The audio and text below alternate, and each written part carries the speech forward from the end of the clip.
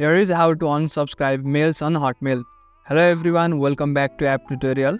In this video, I'll show you how you can unsubscribe mails on Hotmail. So let's start. First of all, go to any browser and open hotmail.com.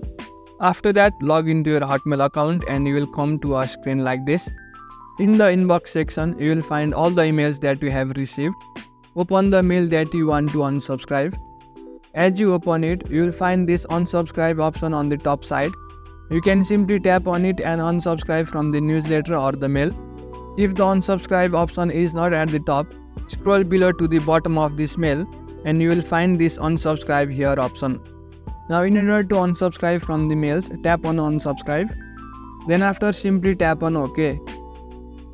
As you do that, the Hotmail itself will unsubscribe you from the specific website or the mail, and you don't have to visit that mail personally.